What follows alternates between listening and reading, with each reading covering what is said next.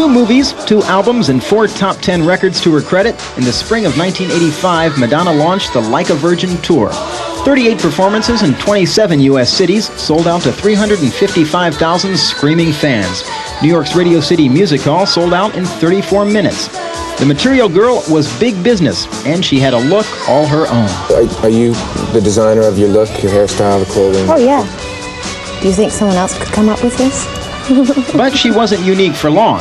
So-called Madonna wannabes were born, all wanting to emulate their idol. When you wear Madonna clothes, everybody looks at you, right? Everybody just look at that girl. It's the only one that we can look up to nowadays. You can wear all this in the street nowadays. It's fun. It helps you to be yourself, you know? I say it's more myself. This is the way I am. Madonna Land opened at Macy's in New York, selling such items as skirts, shirts, gloves, jewelry, and posters. But Madonna was one step ahead of the copycats. She changed her look, the first of many changes which would become her trademark. If I ran away, I'd never have the strength to go very far. And there was something new on the horizon. Madonna was in love.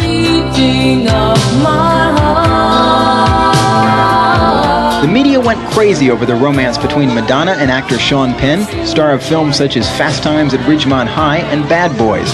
The two were inseparable. Madonna composed Live to Tell for Sean's film At Close Range.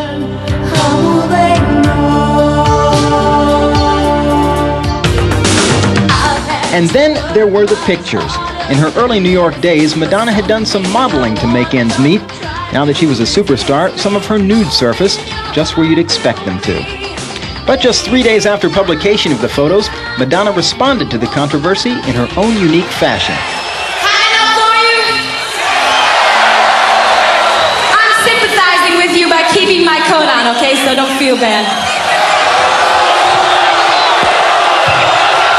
No, I ain't taking off today.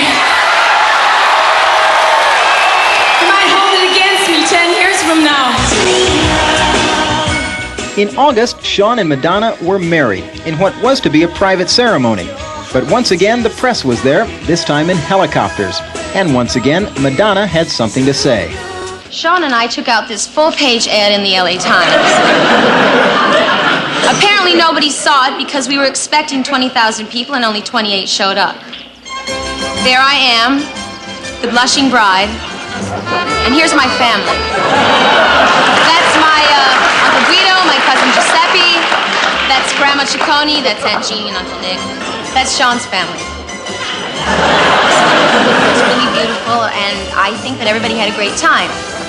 Until the press got there. We tried to ignore them, but as you can see, they were very close. We tried to save the cake, but no such luck.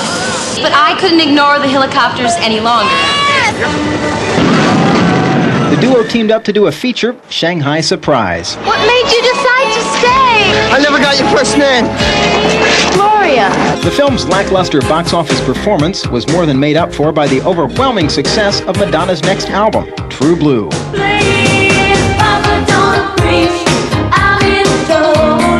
The differences between the new album and Madonna's 2 previous LPs were apparent.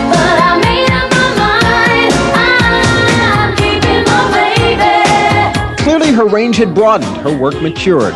The new songs were thought-provoking and what had become her other trademark, controversial. Papa Don't Preach, dealing with the sensitive topics of teenage pregnancy and abortion, touched off a storm of protest, debates over the meaning of the song, and parody.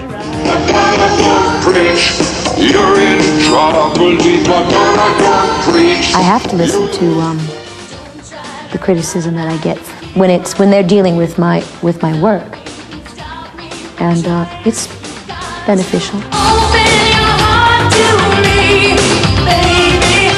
Despite the controversy, by May of 1987, True Blue was the #1 album in 28 countries, an unprecedented achievement.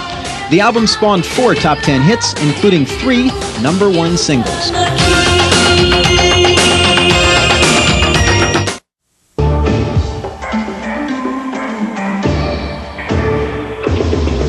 In May of 1987, Madonna delivered a 1-2-3 punch with the simultaneous release of the movie, album, and world tour of Who's That Girl? By now the center of a media hurricane, Madonna really had conquered the world. Somebody's kissed me, someone's hugged me. I think they're okay. The year ended with the release of the You Can Dance album, a compilation of new dance mixes of Madonna's previous hits.